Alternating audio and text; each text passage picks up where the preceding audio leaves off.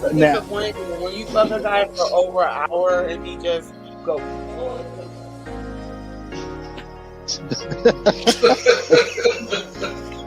Did anybody recognize you from film in the industry? They did? Okay. Well, I just come and you gotta do what you gotta do. You are such an advocate. One thing is what I love is I love seeing a lot of the beautiful women that's in the industry as sex advocates. And I would set up crystals on their body based off of their chakra. And the crystals, what they do is if they sit long enough, they begin to like permeate through the body. They begin to expand through the body and they create a bridge. I shot with John Q too. You know, John Q, you know, I'm the first big girl, but he did his side, you know, his side. Yeah. But I would, and I have given my last dime to people. I've given when I should have just watched. And it's not always about giving financially. It's giving your space and your time and your energy. So that's kind of like a 50-50 answer, what I got. That wasn't really a yes or no answer. I think I actually would, and this is of course the therapist in me, I would be asking them, like, tell me how this is celibacy for you. So what's first there, Anna? I shoot them just like I would be shooting a regular female. So you don't put the emphasis on that, so it makes it more consistent with the title of being transgender woman. I have a good friend. She lives here in Atlanta. I met her on a porn set. She wrote a book called From Porn to the Pulpit. Now, I won't say she was like this super... Yeah, she's my best friend. She's my best friend. Her name is Danielle Williams McCord. She wrote an amazing book called From Porn to the Pulpit. She's been preaching for 10 years now, but I met her on a porn set. In any business that you find yourself in. Because definitely for me, like, you know, creating a product to push to the consumer, and for me, everything was consumer driven. If they didn't want it, I'm not gonna make it because I knew it felt like if we kept our head a little below the sagebrush, that we would just be able to keep on going without any interference or anything like that. But that's like, dude, I'm sitting in like the dressing room, like just with all the 20-year-olds and 22-year-olds, 25-year-olds. I'm like, how old are you? Oh, I'm 25. I'm like, how old are you? I'm 23. And I'm like, dude, I'm 30. Before I leave the house, I feel like the last look. You know, this is how I feel, this is what I'm thinking, you know. Now, when I get out and interact with other people, it's going to be where it is. Right, okay.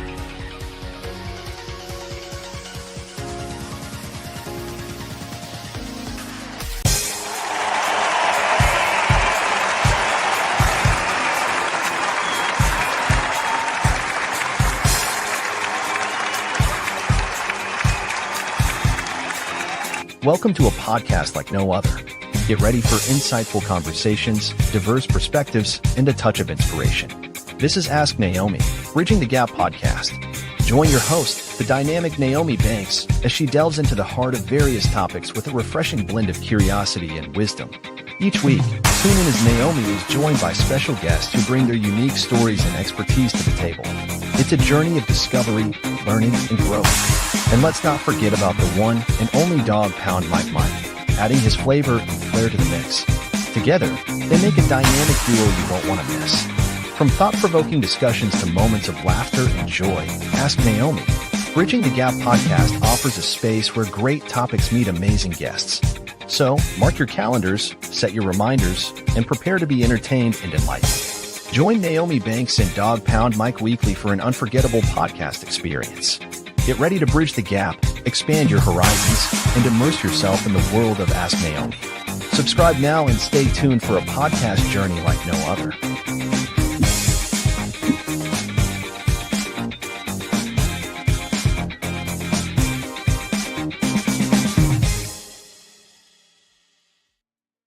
All right, my beautiful people, welcome to Ask Nyomi Bridge the Gap podcast. I'm your host, Naomi Banks, and this is where we talk about love, sex, relationship, cultural differences, and so much more while bridging the gap between them all and teaching the world on sex, love, language, and attitude. But today, we got a different type of show today. I'm joined by my co-host, Dr. Mike Myworth. Together, we are here to explore some of the deep conversations and emotions surrounding our communities and our nation. As always, our mission is to bridge the gap and bringing people together in an open and respectful discussion. And tonight, we're diving into a topic that's on everyone's mind, and that's the aftermath of the 2024 election.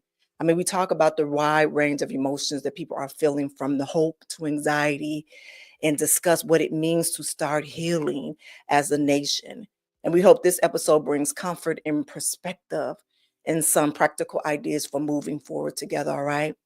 So let's do this. Let's take a quick break. And then when we come back, we're going to get deeper in the topic and we're going to open up the discussion line right away, all right? Hopefully I can get Matt back on here and quite a few other people back on here for discussions. And we're going to talk about what happened to what's been happening in the past few days, all right? It's your girl, D Goddess Naomi Banks here on Ask Nyomi Bridging the Gap podcast. We'll be right back. Washington Wellness Institute focuses on healing always. For me, if I look good, then I feel good. If I feel good, then I share the good. If I share the good, then I celebrate the good. If I celebrate the good, then I live the good. So I can be paid to be my greatest. But I have to learn the good to be the good. So, what does it take to be the greatest? It's as simple as a free 15-minute consultation. Be kind to yourself and heal always.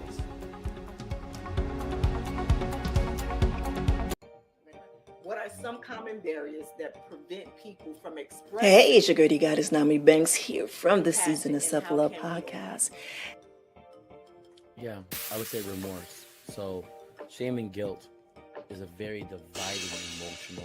And these are one of the many amazing conversations that we have every day, Monday through Friday, right here on the Season of Self-Love podcast with myself, Naomi Banks, as well as our resident therapist, Dr. Will Washington of Washington Wellness Institute. Come by. The reality of our relationships with people. Come by. And a lot of times people are afraid of how people look at us. And so that compassion can't enter. You can hit us on our So that's a website, really the big Season of Self-Love podcast.com. Let me ask you this: with the truth, is it?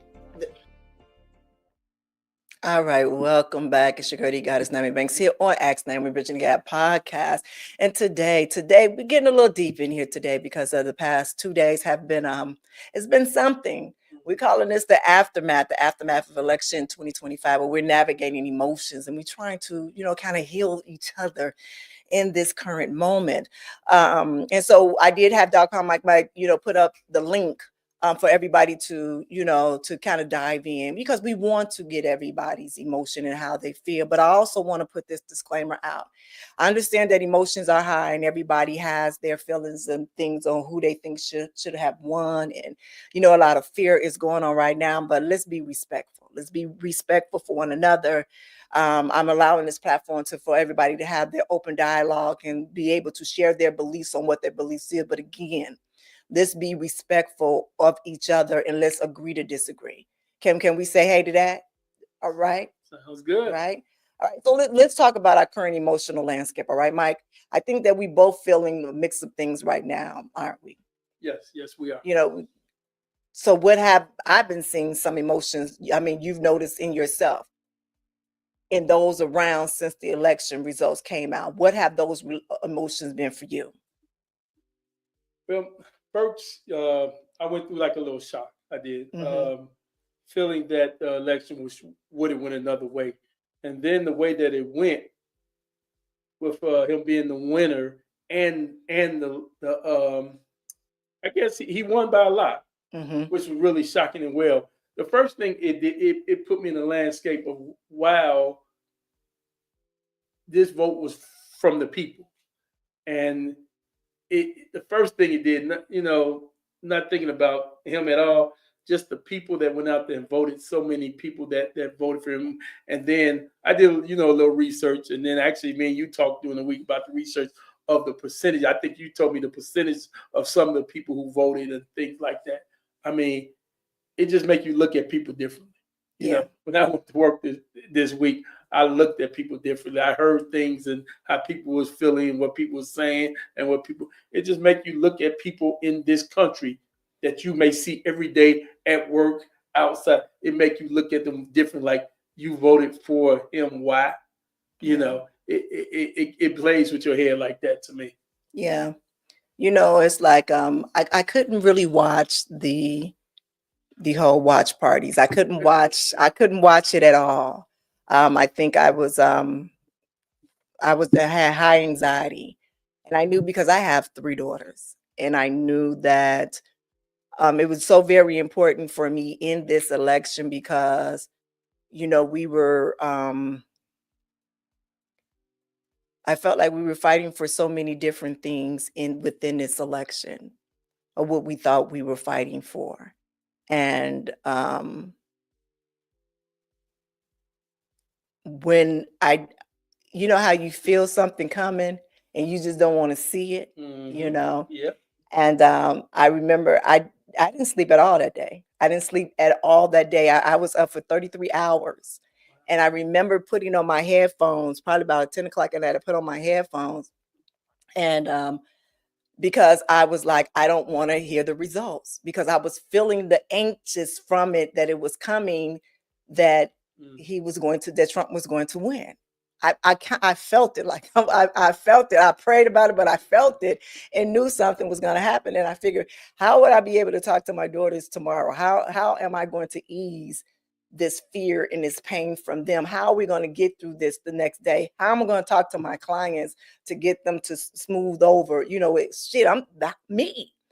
The very first song that I heard when I put on my headphones and I put on my favorite, it was I Am a Winner.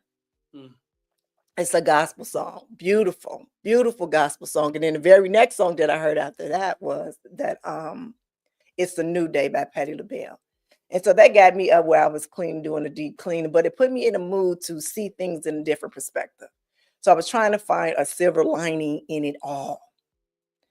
A silver lining in it all. And I said, okay, look, this is something that is already happening. I have no control over it. Now I have to think about, what is the healing purpose of? Now we got to find out, how can we heal and how can we bring our nation back? How can we bring us together, because we have been divided amongst, in this past year, we have been divided as a nation, even further than what we were before. So it's like, how can we come together? How can we come together? What is the steps on bringing us together in all of our different nations? Because remember, America is supposed to be a melting pot. This is where dreams supposed to come true here, you know? But one thing as I want to say, and I want to say this now. Yes, I want to big up my beautiful Black queens, because when you look at those numbers, when I say these Black women came out, Black queens came out, showed up and showed out there, they showed up and they showed out. When you go to each state and you see how many they showed up and they showed out. What that showed me is that when it was really needed to come, I know that my Black queens will have backs, which they always have. That's been a part of our history. That's been a part of our country history. Our country history. What I want to do right now, I want to open up the lines. I know we got some people out here right now. Drop on my mic, if you could put another link up there right now. Sure. Yeah. If you could put it up again. Yeah, thank you. Again, we just want to, hear people's, how do they feel right now? Your honest feeling of how you feel. And again, let's be respectful. We got people that celebrate, and they have all the right to celebrate, even though if we agree or disagree, just be respectful of everyone. All right. All right. Hey, rock hard. Peace. What's happening, love? How you doing? What's happening, dog? I'm good. How about yourself? Doing all right. Maintaining one day at a time. That's good. That's good. So how you feeling? How you feel about this election, my brother? I ain't gonna lie. This normally, when it comes to elections, I was kind of ignorant to it. I used to say like, regardless, like we screwed. Like the last time I was confident about a president was Obama. Honestly, I knew Obama. Like he gave me that energy. Like he cared to make a change and to do right.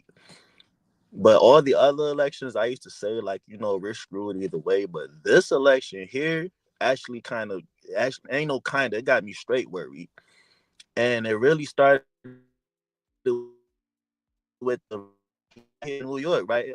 Madison Square Garden. Like the way they was talking, it was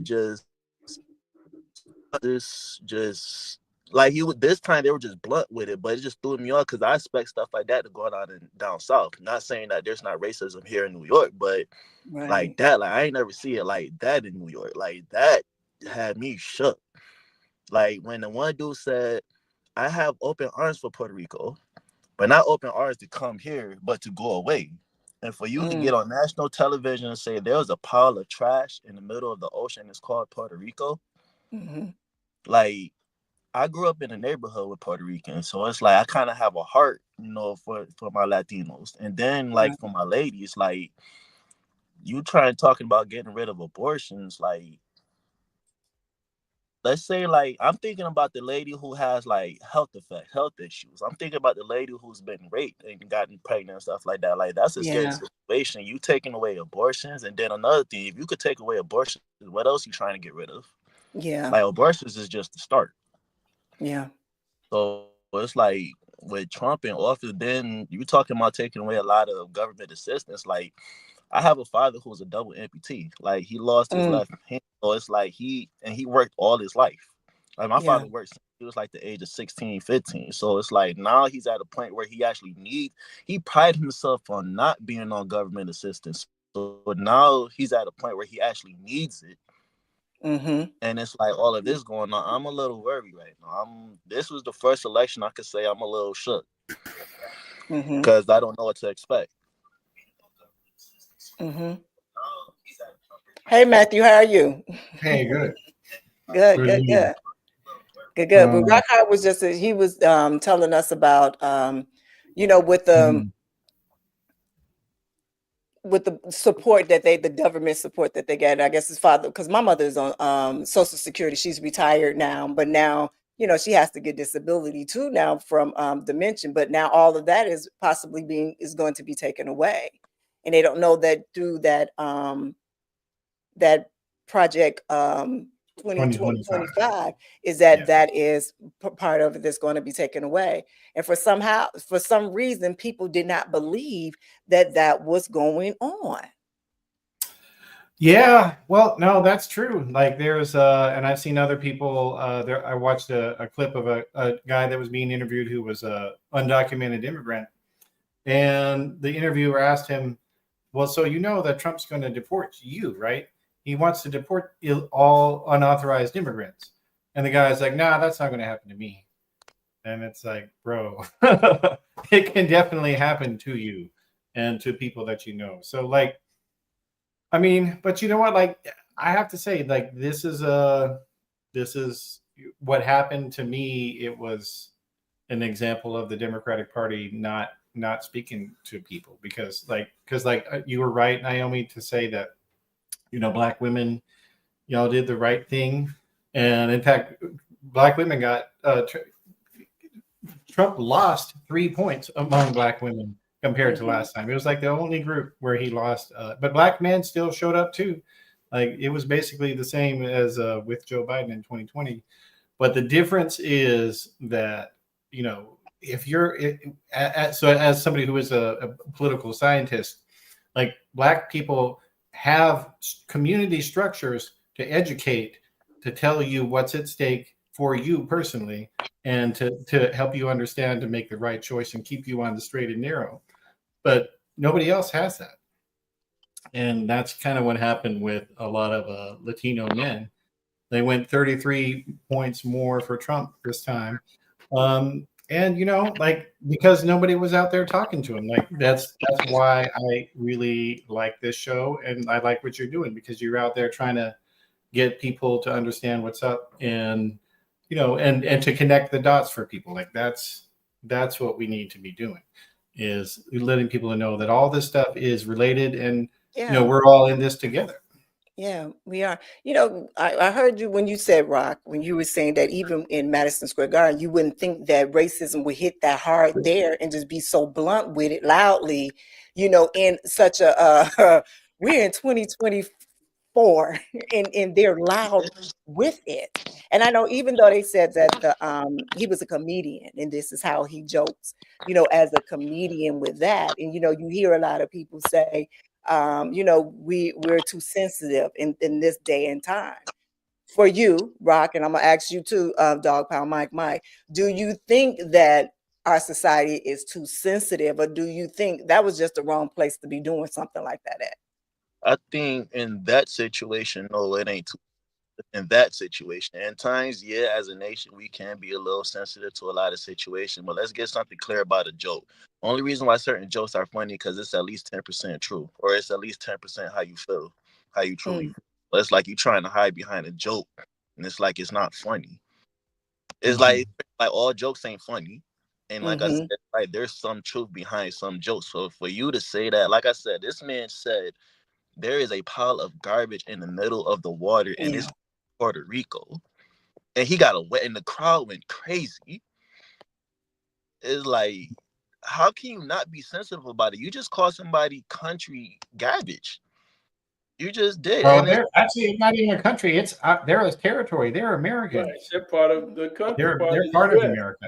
That's true. That's right. And then another thing that's confusing too, because it's like if it's a U.S. territory, then why are you bashing it so hard? It's like, are you willing to let it go as a territory? Like those are the type of questions I wonder. It's like politics is crazy, and just threw me off is just how bluntly you could say that in such a diverse city as New York City. It's like New York is so diverse. It's like I don't really see how you could possibly. I mean, I'm sure you can be racist, but I don't really see how you could be because it's so diverse. And for you to get saying that, like, that's crazy. And then, like you said, Naomi, it's 2024 now. It's like you still trying to hang on to it. It's like, let it go. And then the next thing that kind of scares me too was I had a conversation with a friend, and I was telling him like what it looks like, what Border Patrol looked like. Like I was telling him like it was a point where they was on the horsebacks and they was whipping the Haitians like it was the old days. And he really did not believe me. He was like, man, that ain't true. That's some nonsense. And I had to show him pictures like, yo, bro, this is life. It's like, yes, the old days can come back. Like there's some people that's still hanging on to them bed sheets. They're still hanging on to them. So it's like, as a nation, like we gotta wake up. Like for real. That's another thing I didn't mention. It's like how unwoke a lot of these people are. It's like, wake up. This is still America. All right. Like I had more people want to talk about the Diddy situation than the election. And it's like I said, just wake up, yo. Like, wake up. Like what's that Spike Lee saying in his movies? Wake up. It's time to like pay attention. Cause this is real out here.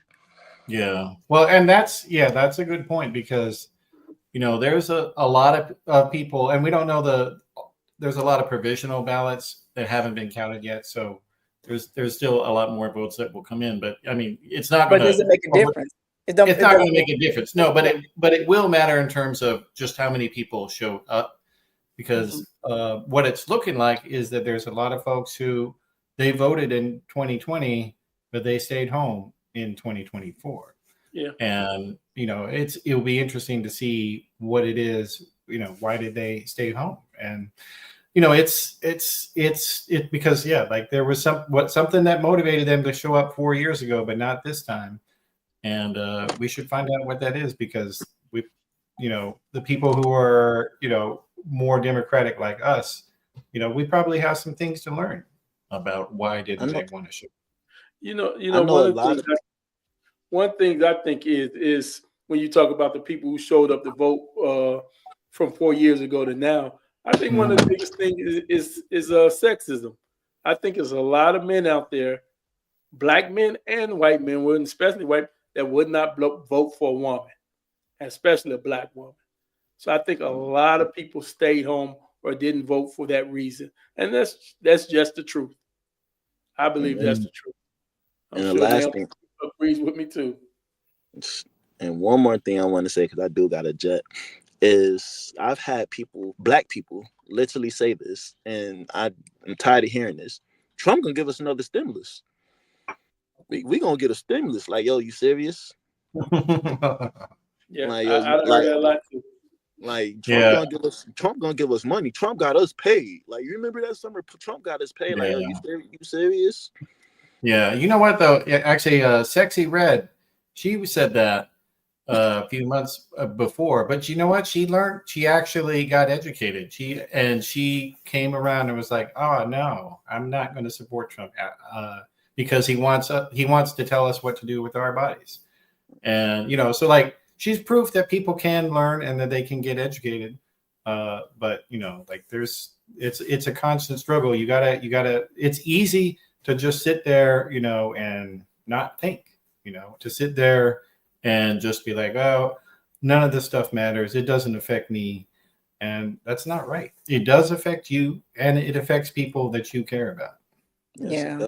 It's just so crazy to me that they were concentrating on some of the most stupidest things. The biggest argument in the beginning was this woman black or white? Or was she Indian or black? It didn't make a difference. No. You understand what I'm saying? It just didn't make a difference. The biggest argument, well, we didn't vote her in. Well, we voted her in as vice president.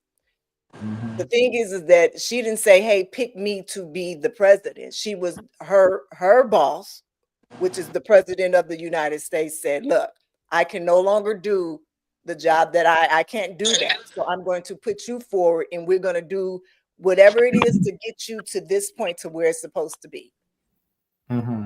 Yeah. So now the country is mad at her because she's doing her due diligence to, mind you, we're 10 weeks out. So she's trying to work her hardest to make sure, okay, look, I'm finding the policies and everything that needed for you all so we can make sure that we bring in our country back and our nation where it needs to do to move forward. Yeah. To move forward. But you all are worried about what? Am I Indian or black or white or who I'm married to, who I've been sleeping with 20, 30 years ago? Whether I had kids, yeah, or not. Like, that's not your business whether she had kids. And she got 2 stepkids, so leave her alone about that. Like, what does that have to do with me and what I'm telling you? Running for office, yeah, exactly. All that stuff. It was so whether she was black or not, that was actually designed to sour black people on her by lying about her to make them think that oh well, she's not really one of us. She's just pretended. That's what that was. And I'll be honest, like I don't think that worked. But it's the kind of bullshit that he was pulling, like, so at the end of the campaign, Trump was spending he spent like $41 million on ads. And most of those ads he was running were talking about transgender people. Like, there's like no transgender people in this country. Like, there's like, I think like about 1.5 million trans people in this entire country. And like, that's not going to affect you. They're not, letting them have their life. It doesn't matter to you whether they, what they do, because you're not going to see them. Like, most people don't know anybody who's trans. Like, maybe, you and I are different because we've got, the industries that we work in. But most people, they don't know anybody who's trans. It doesn't, what happens with trans people doesn't affect them, but they want to scare you and make you be afraid of somebody who's different than you. That's what it comes down to. And, talking about how the trans people are going to come in the bathroom, like let men come in the bathroom. You know who came in the women's bathroom? Donald Trump came in the women's bathroom. He walked in and he talked about it in public, how he walked into the changing rooms of Miss USA and Miss Teen USA. He walked in on naked girls. Donald Trump did that. And you're going to say you're concerned about protecting the girls from men? You need to look who you're voting for. But those are kind of tactics that he used. He put those scare tactics out, and even that, there's not a lot of trans people. Once he says that, everybody that voted, a lot of people that voted for him, that's what scared them the most. You know, yeah. and they And they're might not different. even be in a And situation they like don't that. know They it. scared them a low. But the Democratic Party, they don't run ads like that. You know. Yeah, but you know what? Like to go back to something I said, they weren't doing. They weren't out there with the people where they're at. Like, this, like, you guys are out talking to people about things that matter and that are important, on YouTube and social media. And, like, and I'll tell you, like, there's a lot of people out there that they would love to, do similar things, but they can't afford it. Yeah. Because, but I'll tell you, if you are somebody who is a Republican and you got a YouTube channel, they will throw money at you. They'll be like, how can I help you? Whereas the Democrats, they're like, oh, you're on your own. Yeah. Good luck with that. Nobody give me nothing.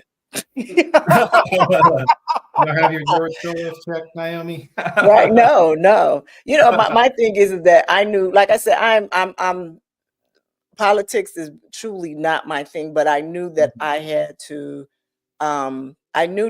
to say something, or at least put it out there. And and I knew it was a lot of things that I needed to know and learn. And I knew I had to ask you. And if it's something that I wanted to know, I knew that my listeners and my fans, they want to know. You constantly keep seeing this stuff, misinformation on both sides of the fence of things.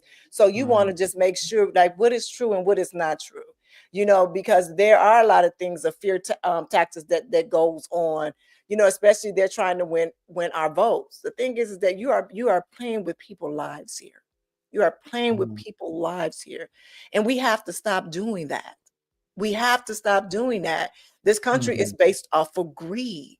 This country was built off of people backs, off of people backs. They have stolen and built stolen land. Don't forget yes. that. Yeah. Well, yeah, and like it's but at the same time, this is it's still our country too. This is our thing, and we are not going to go anywhere and let them push us out or do anything. We're here and we're not going anywhere. Right. And especially and especially and it's easy to feel despondent and sad about that it didn't go the way that we wanted, but at the same time, giving up or just blowing it off, like you're if you had I don't know, let's say you had a cousin that lived in Texas or something, and she had a problematic pregnancy, her life's at risk now. Yeah. Because of these people. So you got to stay in the fight. The reality is, you look at Gen Z compared to the older generations, they support what we want, and we have to keep it together until they can take the keys, basically, not wreck the car. So what's the next step? So let's talk about aftermath. So there's been a lot of tweets, a lot of social media posts on a lot of the Trump supporters have put out. There has been about one of the things is about I want to make sure that I'm saying this right, with the deportation. That on day one, that is an announcement that there was going to be a super turbo charge on the deportation of illegal immigration with paperwork, everything, like from there. It's like, how soon is all of these things are going to start to be, activated and happening? But then my other question is to you is that since Donald Trump is now a felon and he still has court, and even though he's not president yet, he hasn't been sworn into office. Is he still able to be in office? Do you believe that they're going to push his court date back after he's been sworn in? Is that a possibility, or what? What is it? Like, if it doesn't happen and he goes to jail from there, does Vance get it? Does Vance become president? And then can he give him a out to get out? Like, what's that? Now, how does that go? Sure. Well, let me answer that second question first. Okay. So Trump, he got convicted of crimes in Georgia by Fonnie Willis, who was a state prosecutor. So he can't get a pardon for that conviction because they can only pardon federal crimes. So, but my guess is that while he's in the White House, he wouldn't be serving jail time. That's my guess. Wait, so hold on. So say that again. The one that he got in Atlanta. Say that again. Georgia. So he got convicted in Georgia, and that was about his 2020 election conspiracy stuff. Mm-hmm. So that's a state crime. So he can't get pardoned for that. He can't get pardoned for that. No, not from the president. Only the governor of Georgia could pardon him from that. And the governor of Georgia is a Republican, so that's a possibility. Maybe he could pardon him. You never know with these people. But if he didn't get the pardon, I would guess they wouldn't try to put him in jail while he was the president, because that would create a lot of problems. I think. I would guess. So, but to your other thing, in terms of like the other agenda points of what he would want to do, people have been posting on Twitter all kinds of bullshit, like to your point, misinformation, talking about this is going to be happening on day one and this and that and this and that, and it's all fake. Like he's the only one that is going to, like people who work for him and him are the only ones that you can actually have verified, or like a credible media outlet. If they tell you, they're going to do this, then you shouldn't believe some blurry screenshot you saw on Twitter or somewhere or Instagram. Don't get your news from Instagram is what I'm telling you. Right.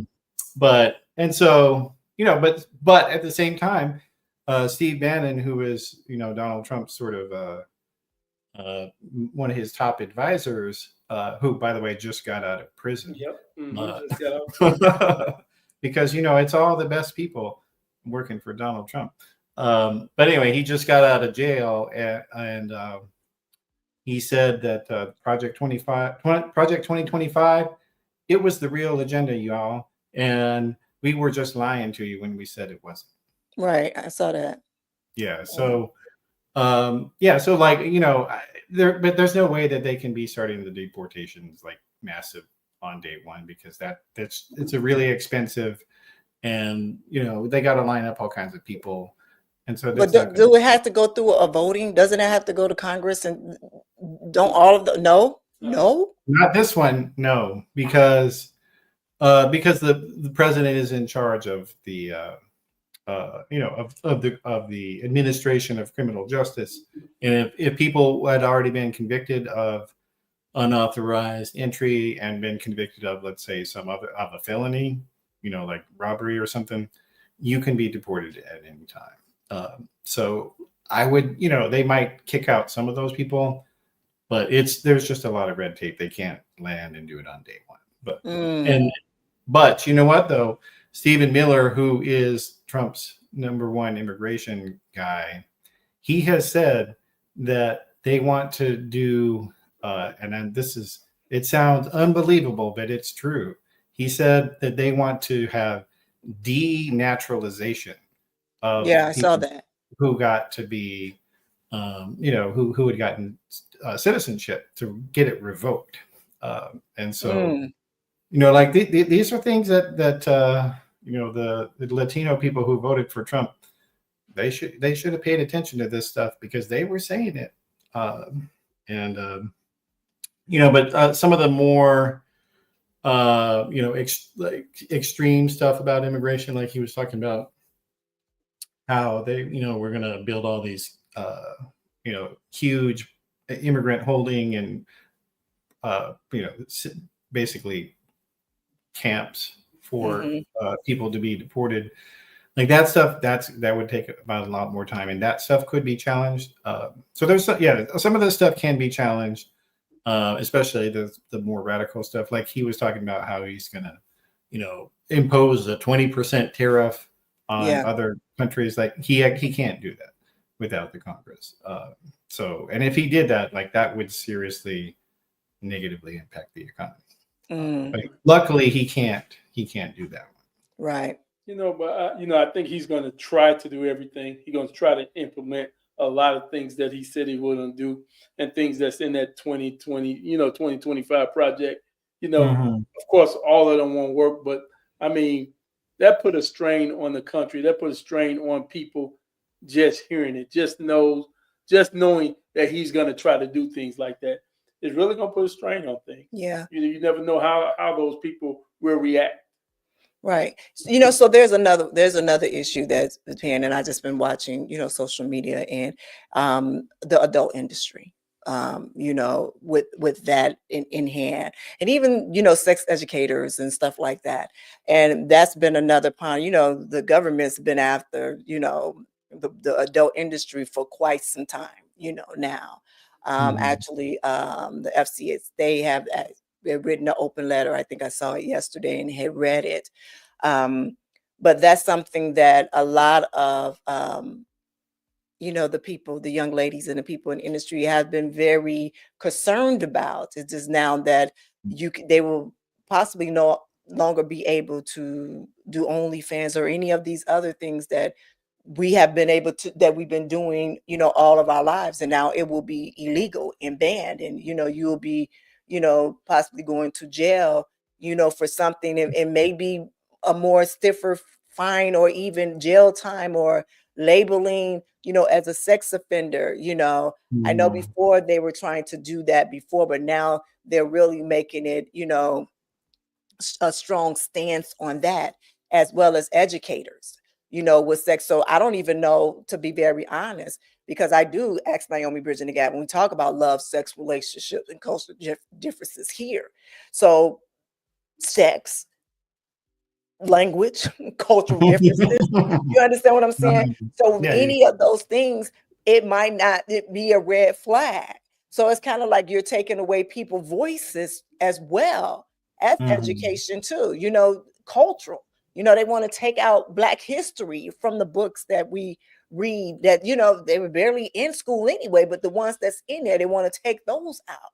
So it's like how education, they want to take that from there too. It's like so many things that is taken out. And it's like, why?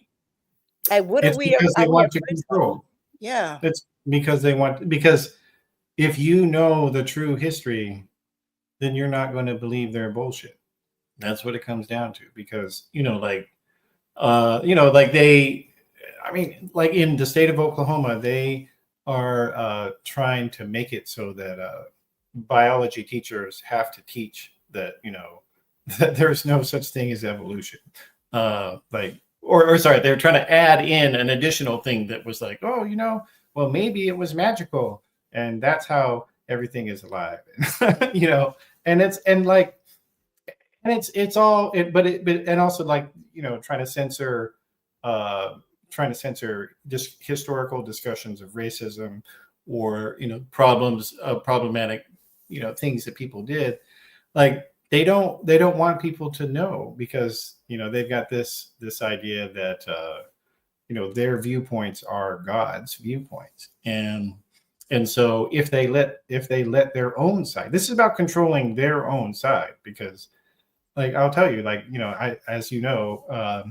used to be a Mormon. I was born and raised Mormon, but people who come up Mormon now, who are teenagers and 20 something, they leave. And they don't. So, and the same thing is true, with these fundamentalist, Pentecostal evangelicals. Once the kids get old enough, they get the hell out, because they know they learn the truth. And so, they don't want people to know that, they might be bisexual.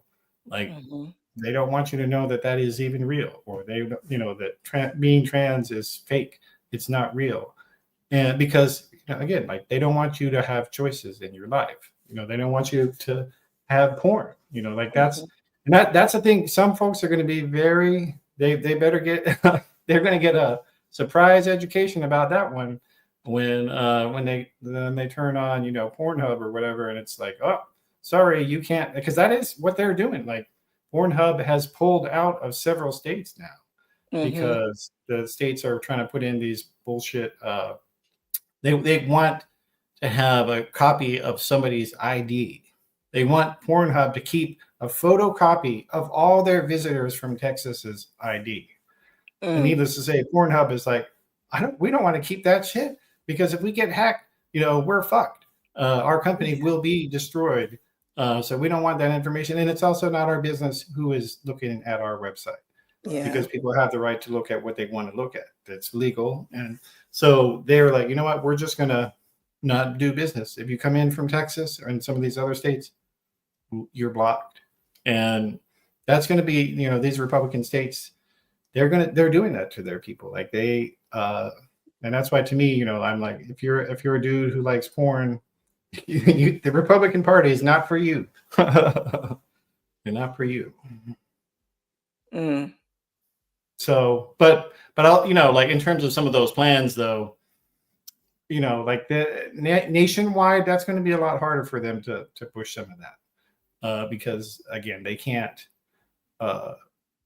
Trump can't do that by himself. He can't, say such and such content is illegal or whatever. Like, and even if they did, it would have to go through the courts, and the courts, like it is a completely unbroken record of all the judges saying, look, boobies are free speech. if that's, if people want to look at that, then they have the right to, if they're an adult. One thing that I'm concerned about, even on that issue, is too, and there's a lot of things that he said he's gonna do and things, but we really got to look at the view of who Trump has on his side. I mean, he got Elon Musk, who we know that can do some things, like you were saying earlier, Naomi, that that they was paying people. I think most of that money came from when he was paying these YouTubers' website to put up stuff, and it was one thing that I read that he was giving people $1 million to spread news and things like that. To sign a petition, and To it was sign like a a fake lottery or something like that. Yeah. Exactly. So I think those are some things that we got to worry about now, because Trump is elected again, and everything is not on the up and up anymore. Yeah. Everything. Yeah, and I'll be honest. Yeah, like I for people who are just regular folks, like I think if you want to leave Twitter and go to some other site to post, it's probably a good idea. Especially if you are a woman. Like I have a lot of friends who are women, and like they are getting all kinds of bullshit thrown at them on Twitter now. People, yeah, and they're like, well, I'm not here on social media to have people, hurl rape threats at me. I'm done with this website. But like for somebody who is out there trying to influence the public or whatever, we don't have that luxury. But if that's not your job or your business, you can de-stress some of your life by getting off Twitter and not subjecting yourself to that. Because like Elon Musk absolutely has, he's changed the algorithm to make it more favorable to that bullshit. And it's a rigged system now. So, like people, and there's plenty of alternatives like Threads and Blue Sky, and it's easy to sign up on those places. And, people are on them, and it's basically the same features. So, so you guys got to get on there. I don't think you're on there yet. I haven't seen you there. But you love I'm your trying to limit my toxicity. Right. I'm a peaceful person. Positivity over here. Yeah, and you love your Twitter. You are always on there, so you're probably not going to be leaving. We have a lot of happenings on the comments too. So all the people in the comments, I put the link up. You can join the link. But for Brush, we know Brush is over in the UK, and he's been on the comments, really into these conversations. But if you want to join in, Brush, or if you just want to put in the comments, my question to you: how are things over there with what happened to our election? You know, your viewing point of how the conversation. What's your conversation like on the outside looking in over here on our election? Yeah, that's a good question. That's a good question. Mike. And if anybody has a question, like that's a good question. You can ask whatever you want. Like that's a good question. But and oh, you know what though? There is one thing that is interesting though, because like people, are talking about, oh well, Trump did this thing right or Kamala did this thing wrong. But there's a huge part of it looks like a lot of the people that were voting, they were just upset or who stayed home. They were just upset about inflation. And some people did some research over the past couple of days, and what they found is that in pretty much every major country in the world, all the people that were the presidents or the prime ministers, they got thrown out of office after COVID because people were mad about inflation, and they blamed them for it. And like in the case of Joe Biden, I mean, they passed the Inflation Reduction Act, and inflation is actually, really good now. Right. But it still happened, and people, they're upset about that, and but it's a little difficult to understand that in the same way that some people think that Donald Trump shouldn't be blamed for COVID, which I mean, he said that asked people, he wondered if bleach was going to make you get better of COVID, but but whether let's say we'll give him a pass on it and say it wasn't his fault. If you believe that, then you also have to believe that Joe Biden and Kamala Harris should have gotten a pass for inflation. Because they're linked, because the economy went way down during the pandemic, and all that, the supply chain, we couldn't get the stuff that we wanted, and then when it started back up, all the shit was expensive. Right. Well, we have Brush here. Brush has joined the conversation. Hey there, Brush. Long time no hear. How are you? Yeah, it's been ages. Big up, guys. How are you all doing? We're well. Yeah. I usually catch the episode, but obviously, it's like 3 a.m. over here, so that's why I'm not always in the live. I always play back the videos afterwards.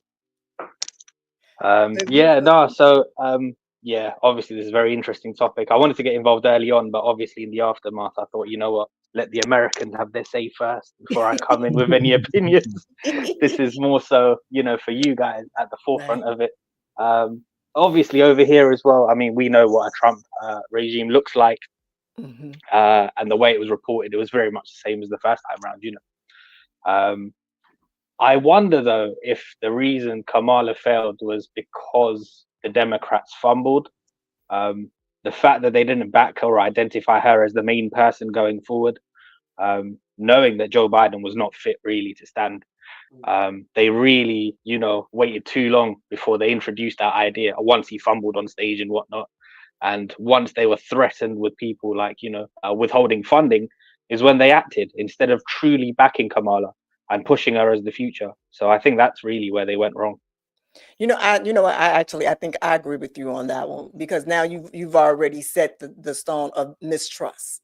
Because if we're seeing what's happening in front of our eyes, and you're steady, lying to us about what's happening, then all of a sudden here she is. I can see that. And I feel like you guys are slightly surprised as well by just the kind of victory it was. And I think I am on this side too. I didn't think it would be so one-sided. But perhaps that also speaks to the fact that maybe people are voting not particularly because they love Trump, but just because they didn't like the Biden campaign and what they've seen over the last 4 years, and maybe thought that with Kamala it'll be more of the same.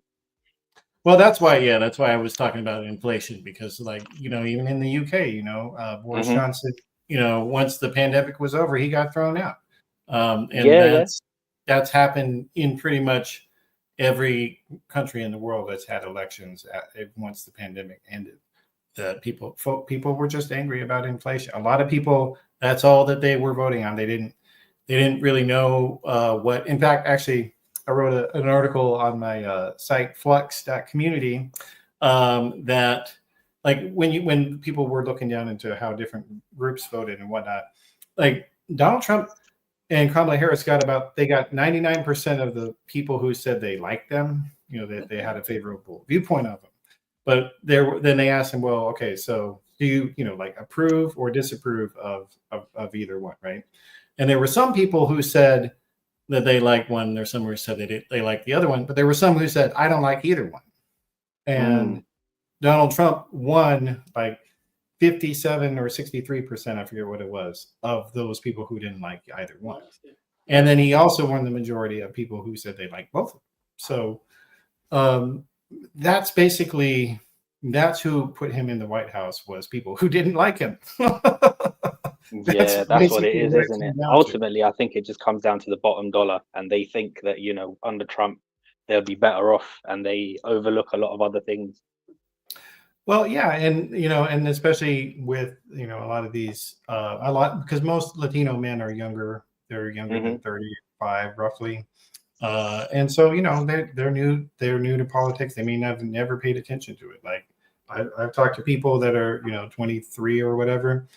They don't know anything about January 6th. They didn't even pay attention to it. Like they know that it happened, but if you ask them, well, what was it about? Who was Trump's vice president? They don't. And also, I mean, everything's such a spectacle over there, right? So when I was watching it all unfold, it was kind of crazy to me. I saw Hulk Hogan, on stage failing to tear a shirt open. And then on the other side, I saw everyone from Beyonce to Cardi B on stage. And some of it did just feel very contrived, as if they were just trying to, tick boxes and hit every demographic, making sure they had someone that, appealed to whoever they were targeting. So the genuineness, I don't know if it was there, especially with the Cardi B one, because poor Cardi, man, she was set up there to fail. Once that teleprompter went off, she didn't have a clue what was happening. She stood up there for a good minute, just waiting for the phone to be handed to her to read stuff. Yeah, although I like Cardi, I'm on the defense on this one, that she Trump, when he had a problem, he went and started dancing to the music in the middle of his speech. And then the other key thing as well, obviously, the assassination attempt, and then the photo that come out afterwards, triumphant in the air. Once that started getting plastered all over the place, I was like, yo, I don't people think are going to ride with that. I don't think that did anything, because the people who liked it. You don't think what? That photo was significant. You don't think so? Because that was everywhere over here. That was an iconic image. I think so. His numbers didn't jump at all after that. Nothing happened for him. Because the shooter was a Republican. So it's his own party going after him. So people, it didn't happen. I mean, that happened the first time around as well, right? There was people in his party that didn't really like him. Well, I know. But you know what though? But you mentioned that one of the the people who was up on the Republican convention was Amber Rose. You know her, Naomi? You know of her? Huh?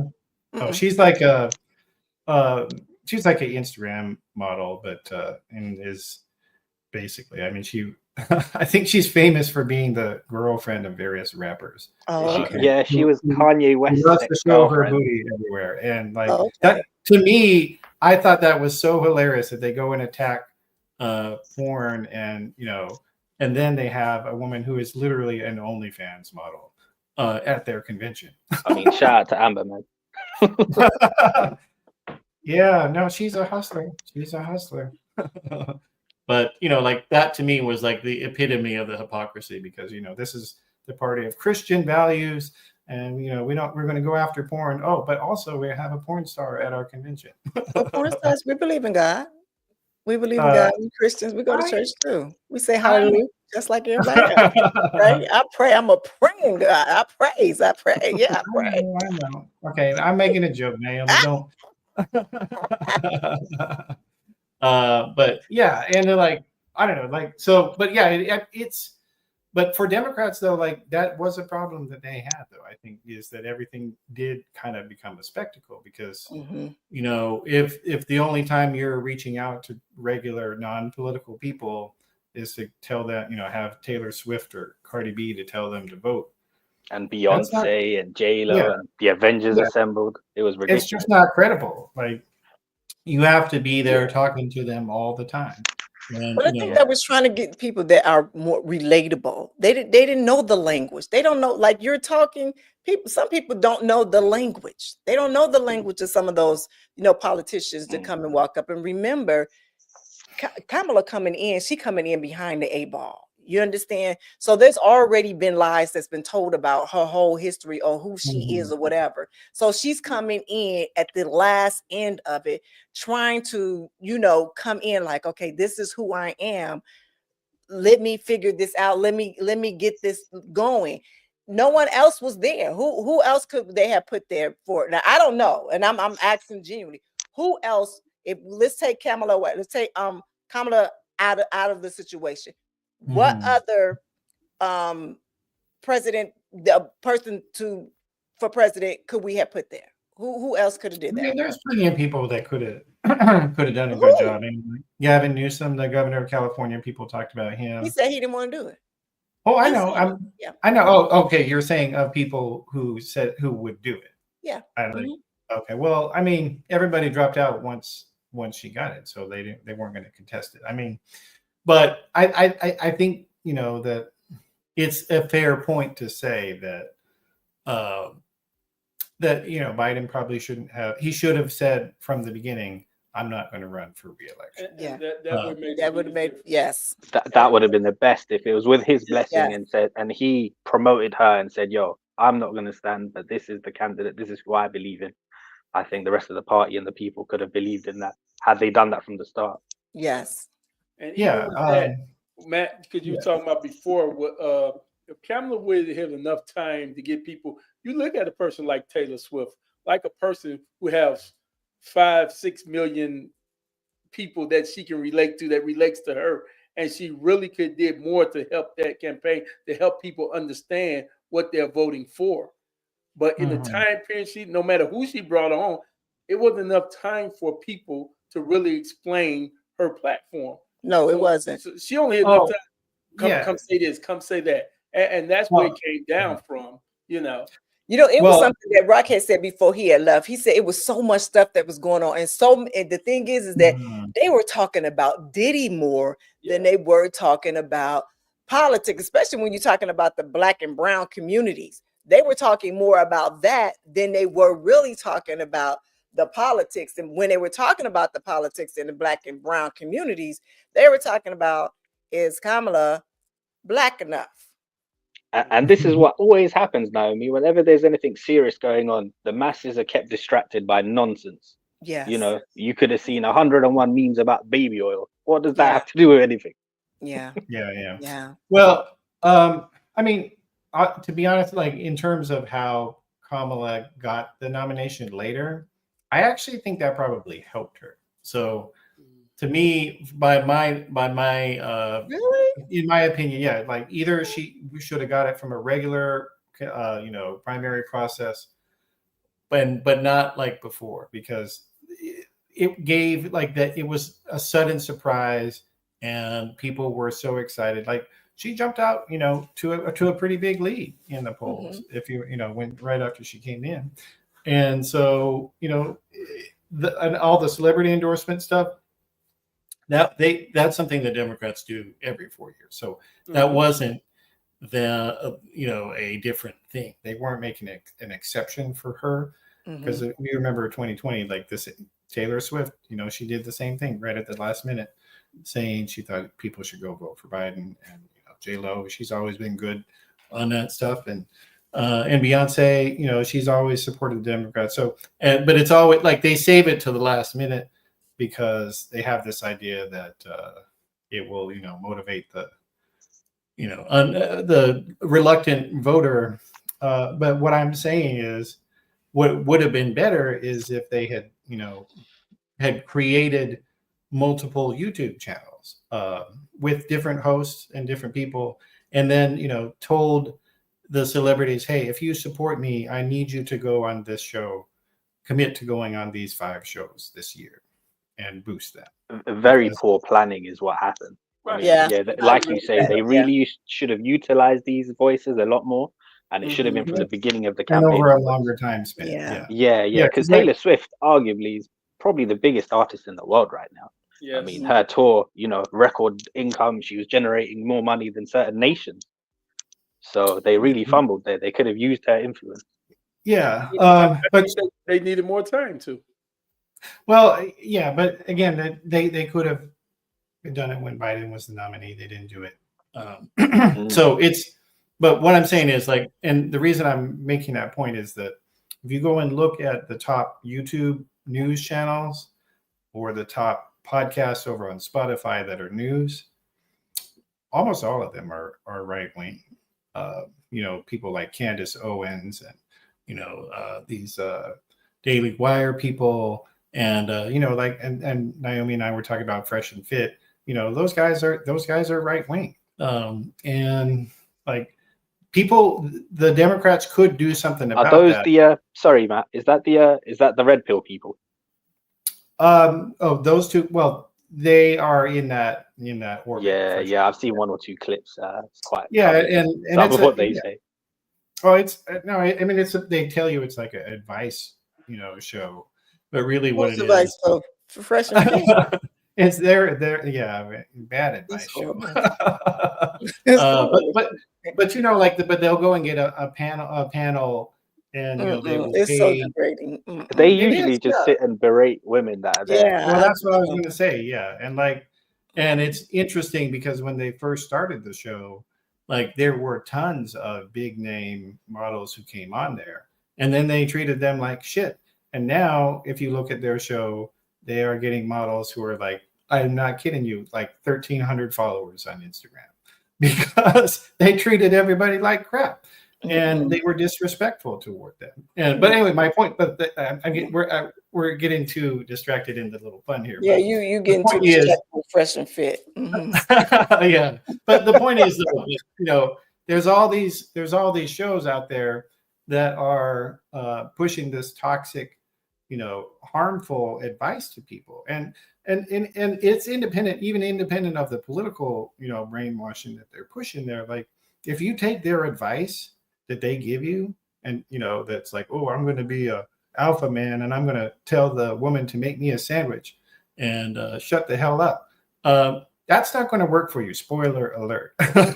You're going to be alone and angry at the world, and you're going to hate yourself. Right. And so you shouldn't listen to them. All they're trying to do is monetize your hatred and your rage. Right. And so, but anyway, but like Democrats, they got to step up. Like there's all kinds of great creators like yourself, Naomi, that they should be supported. Yeah, I guess now, I mean, because we kind of went over the thing, but now I just want to talk about how can we bring it together? What are some solutions for us to bring, or is it a way? Can it come back together? Can we bring our divided nation and bring it back? Is there a way? How can we do that? Well, I think people, it would be nice to be able to have a conversation with people on the other side of the aisle. Like that's, people should try to do that. And I would say that people on the right should, invite people from the other, from the left side of the aisle over to, actually have a conversation, because I'll say that about Joe Rogan, that he invites people. I mean, he's not always fair on who he invites, but he did invite Kamala Harris, and she didn't go, and she should have gone.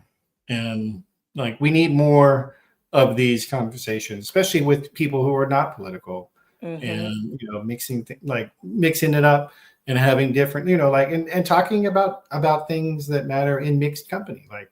It's having really safe spaces, like, to be honest, like The View. I know a lot of people don't like The View, but you see a mixture of different women from different backgrounds, especially with the political background. They're able to, sit there and have a respectful conversation on their different views.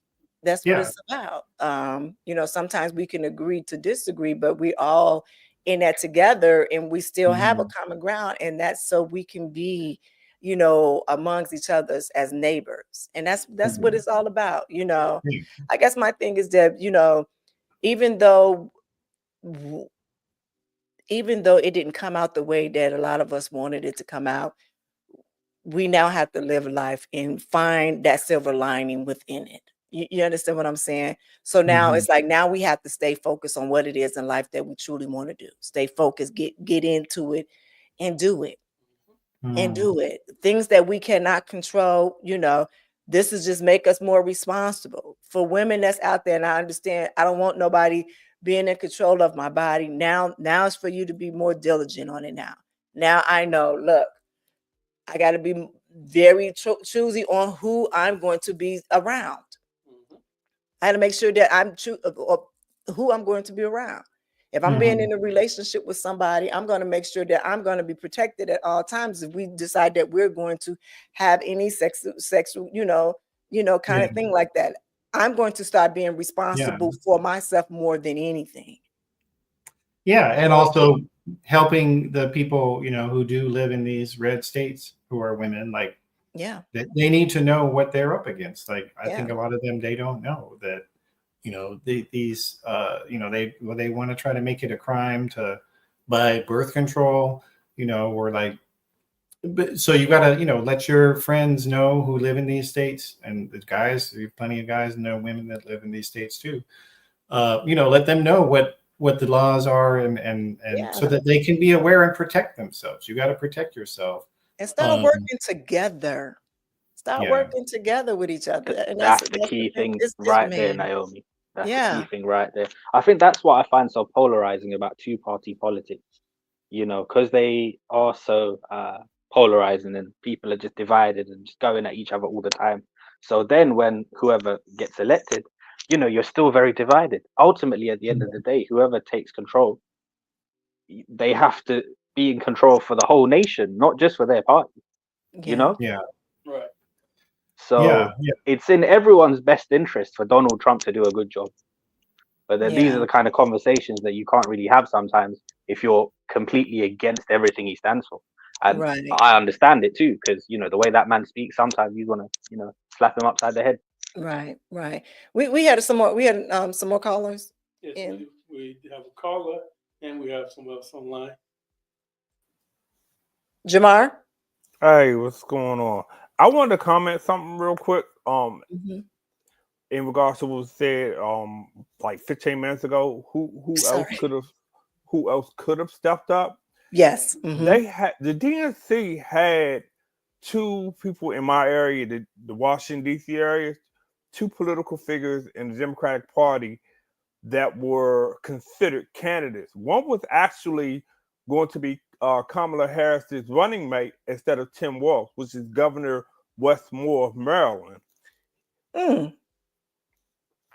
So in 2028, there are two Maryland candidates, two Maryland figures actually, who the DNC is going to be carefully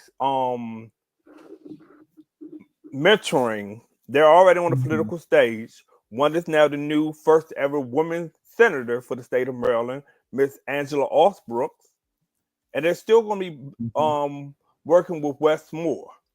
So those two people are strong candidates to in 2028 for the 2029, swearing in of the president, the next president after Trump. Those are the two political people who you have to look out for. Also, what to the answer why the Democrats and how the Democrats fumbled the ball.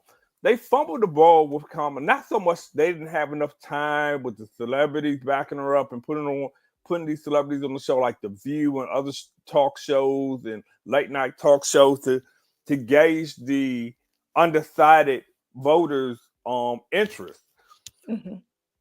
It was actually said both on CNN and CNBC just 16 hours ago, actually, that the reason why the Democrats did not back up Kamala as deeply as they should have, it had nothing to do strong with Biden. If you remember when Hillary ran, right, against Trump, why did she really lose? Right. What was people really blaming Hillary for? Not because she was Secretary of State. her husband. Mm-hmm. She was people still was holding that over her head, being married to Bill Clinton, all his dirt, and that if she got into office, all she was going to do was make her administration based on the things he didn't get done, replacing Bush Senior. That's so every time we have a woman candidate, you can go all the way back to 1984 to when Geraldine Ferraro ran up against Ronald Reagan. That's how old I am. I remember that. I was only Go 9 on, years old at Jamar. that time. Go I was on, only Jamar. so I'm gonna give y'all a real history lesson real quick about that. From Geraldine Ferraro to Hillary Rodham Clinton to Kamala Harris, every woman candidate on the Democratic ticket since then, the numbers have gone up as far as Republicans switching sides to vote for a Democratic woman presidential candidate. Okay? Out of the 78% that voted for Kamala, men, did you know that the age range of 18 to 35 made up only 45% of that? Did you know the middle ground was 40 to 65? 65 and over did not vote for her as much. Black men, okay? Mm-hmm. Now, during the time, I looked this up on CNN on election night. During the time that Geraldine Ferraro was running, and she lost decisively by Ronald Reagan electoral vote, but she won the popular vote at that time, back in 1984. As the vice president. Yeah. She so the educated voters at that time compared to now, 40 years later, right? You had 33% of African Americans with college degrees. You had 67% of high school graduates voting. All right. At that time. You look at now, if you go on there right now, look on it through Google or CNN and look at the exit polls.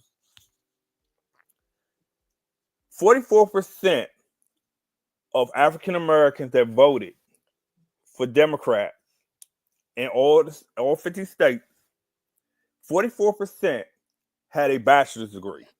22% had a master's degree or doctorate degree.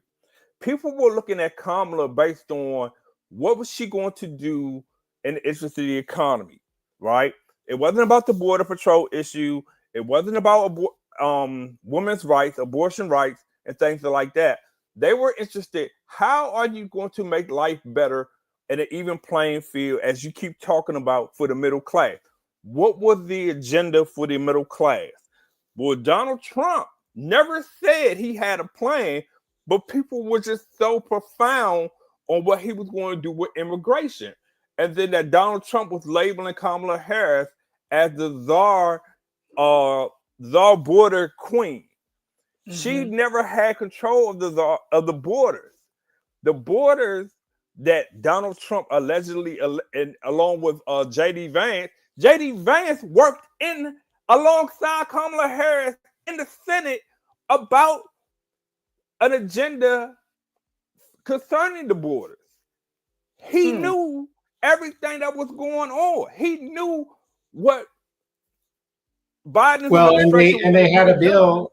Yeah, and they had a bill to close it down, and he didn't even show up to vote either way for it.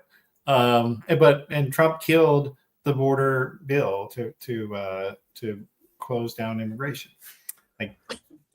Exactly. Yeah. And but people he told because he told the Republicans, I need you to vote against this because I need a campaign issue to bash her with. Exactly. That's what and from a strategic point of view, it's very smart. Wow. Oh yeah. Yeah, I know, but it's just like, that's so flagrant. Like, wow, it's hard to believe this stuff. Like, wow. but yeah, and like that is, like scandalous. Yeah, it is. It's incredible. Even when you break down the way in which he speaks, right? So I was noticing this. So I don't know if he does this consciously or not, but he uses like neuro-linguistic programming to cut through to his audience. So when he repeats certain keywords, and talks at like a 12-year-old level of English, it's done intentionally because it cuts through the BS and talks directly to the people that he's talking to. And it's very simple for them to understand. Yeah, well, he's a salesman. That's what he is. And if you're not, exactly if you're not paying attention and to anything, and you just like, if anybody actually takes the time to look at some of the stuff that he says, even building a wall, like, do you know how ridiculous that is? Guys, let me ask you this quick question real quick. Let me ask you guys this quick question. Concerning Trump being sworn in on January 20th, 2025, what is the most dangerous thing that you're concerned about now than you was January 20th, 2017? What is the most dangerous thing that you're concerned with him now? Is what I will say. JD Vance, because because we already know Donald Trump is in cognitive decline. Like he limps across the stage. He's constantly mixing up places and people. He can't speak a grammatical sentence at all, literally, unless he's reading it. And even then, he has challenges. But yeah, JD Vance is worse. No, he's JD Vance. Like Donald Trump, he just wants power and money and sex. That's all he wants. He doesn't really have an ideology, I don't think. He just tells Republicans what he thinks they want to hear. Whereas JD Vance, he's a true believer, and he's gonna be the puppet master of Donald Trump, I think. And it will be, and Trump will do whatever he says, I think. Yeah, I think we do. We need to find out more about JD Vance. I've already living in DC, guys, living literally 10 minutes away from the Capitol in DC. I'm very familiar with how JD Vance maneuvers. Yeah. And that's, and even in all this election, once he was chosen for, it hasn't been a lot said about him. Ain't been a lot known about him to the general public, Well, there's a doc about him right now. He got a documentary out about him on Netflix. Yeah. Oh yeah. Well, it's it's all fake, like highly exaggerated for him. So, but to answer the question that I asked you guys, my deepest concern is Trump once again has the nuclear code. This man will not have. We don't have as many troops over in the Middle East. All right, he was responsible for that. Biden can't take claim for that. Trump pulled the troops out right before he got out. Trump having those nuclear codes, he will not hesitate this time to literally, without congressional approval, nuke a nation that he deems as a threat. He will not hesitate. Oh my! That's my biggest concern. Oh my! So the things from the other side of the pond that I'm keeping an eye on. First of all his talks about tariffs.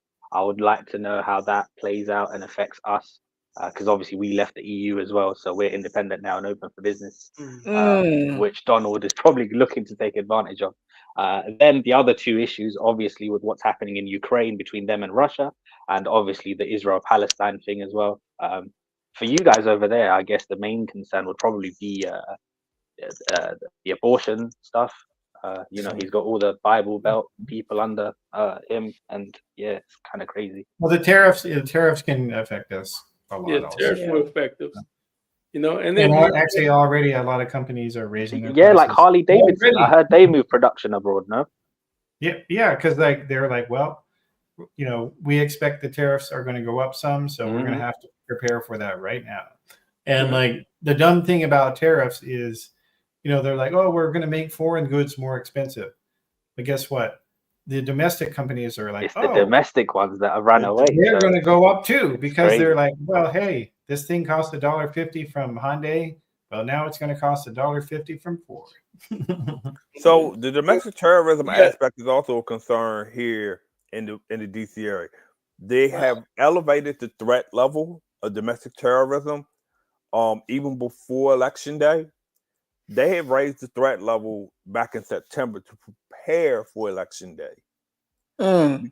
That's how serious they're taking it. They are not lowering the domestic terrorism alert status until after January 20th. Wow.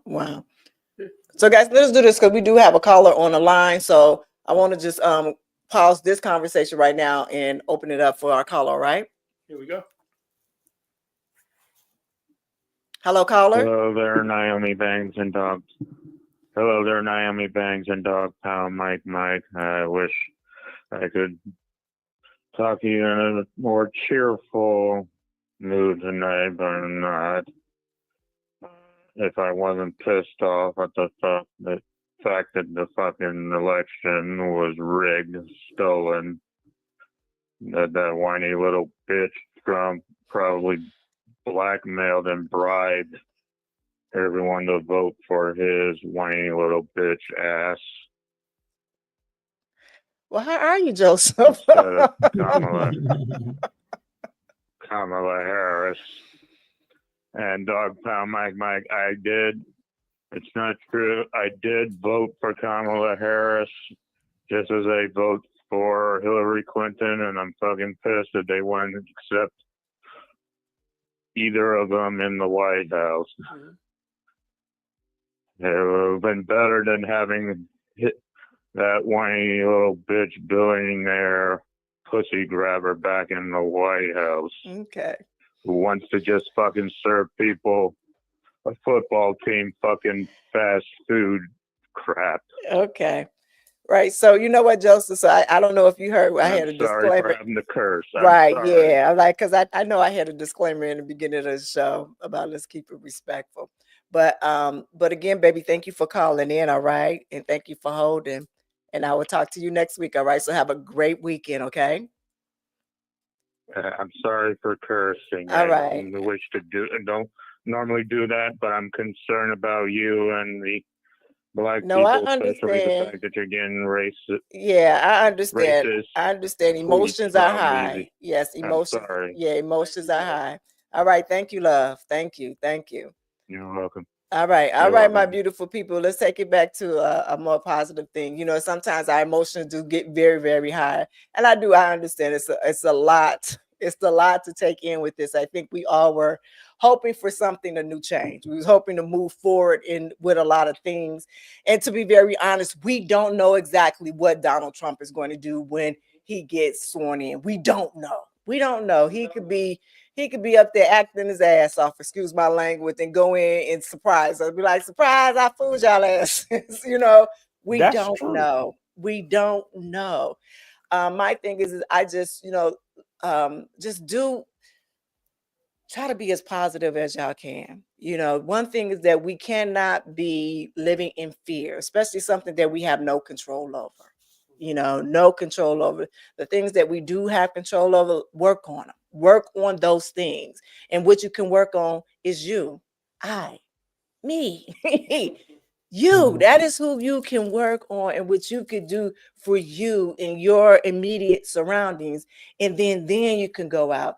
You know, the thing is the people around your local community, do things for that. You know, try to figure that. How can I help my neighbor? How can I help my sister? How can I help heal in that motion my brother? You know, whether they Latino, Asian, you know, whoever. Let's do that and try to where we're healing each other in that motion, whether whoever it is that we voted for.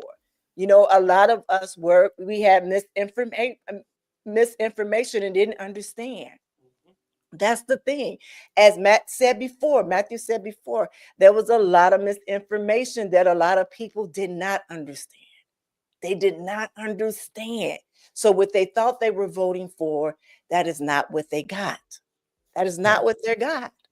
They didn't And you can understand the help them language. realize that. And you can help them realize that. Yeah. The people. That's something we all can do, is help Yeah. the people in your life understand what's really going on. And you have to realize as well, politicians lie. They lie for a living. Yeah. So, this is nothing new. So like Nyomi said, the key is to start affecting our immediate circles and the wider community and hope that that person then takes that on and it spreads. Yeah.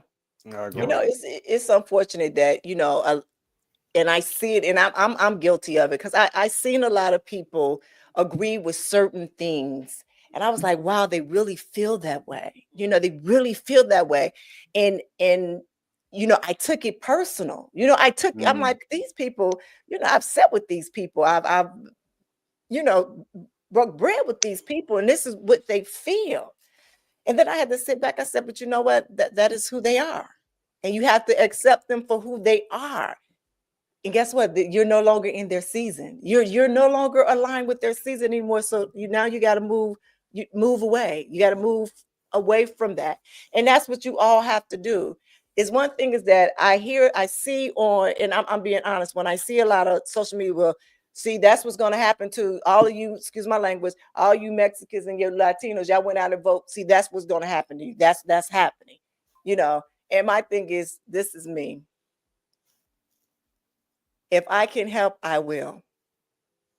I understand that there has been some misinformation, and I'm saying this again, misinformation, because they did believe. At a moment, they had hope for what they needed for in their life, whatever that was, and they believed the lie that was told to them. Just like whatever it was a lie told to us, we believed the lie that was told to us. And that's all that was. I don't think majority, and I'm being real, most of the people, especially those that they not trying to sell their family off. I know they're not. I know they're thinking like we got our best family in hand, their best interest in hand. And they trying to figure out just like everybody else. Just like everybody else, they trying to figure it out. My thing is, let's help one another. And I'm for real. Yes. It's easy to blame people, and no, you're making a good point, because I have seen a lot of people on Twitter saying, oh my God, the American people voted for fascism. They voted for they want a rapist. And this is quite dangerous as well. We shouldn't assume why they voted the way they did without having proper discourse, Yeah, and like I said, when you look at the numbers, he won because people who didn't like him voted for him anyway. And like they're not down for all of this stuff, and it's unfortunate that they're gonna get things happen that they wouldn't support. But you know what, like, everybody has to learn. We all make mistakes in our lives, and it does, when I see people saying, oh, this everything is, just write people off and write the country off, and it's like, don't do that to yourself, and don't do that to your fellow Americans. Yeah. All right. So my producer telling me I got to wrap it up. But I want to thank you guys. I want to thank you guys for coming on here. Matt, Brush, it's always good to hear from you. Jamar, thank you all so much for just, sharing your voices here. And the rest of my BTG crew, I see you all here. You guys have been very loud there. Joseph, thank you, baby. I know you are very, you're very passionate about your words and what you say. And I thank you. I do. I thank for all the listening live here from, all of our platforms and all of that. I thank you all so much again. Again, Mike, thank you. Thank you for being here and sharing your insights.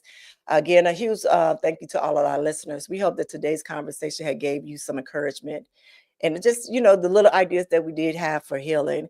I want to just say to you guys right now, I got a 10-day book challenge that's going on, and it begins on Monday. And I would love for you to join us. It's about shifting our mindset of growth, right? And you can check that out on all of my social media. This is part of my Season of Self-Love podcast that I do. And I'm currently reading a book called The Change Your Paradigm, Change Your Life by Bob Proctor. And it's an amazing book that right now I'm reading. And that book truly has helped me to change my mindset and my game. And within this 10-day,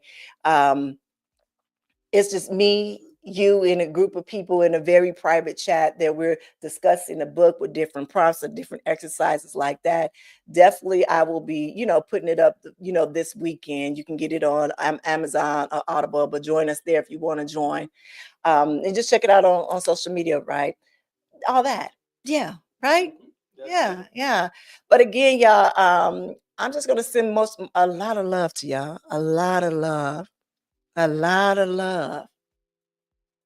that's all that I have for y'all right now is love, just for y'all to just, because I know how y'all feel. I'm telling you, because I was talking to my girls yesterday, and they were going through it, and we ain't got to go through it, y'all. We really don't.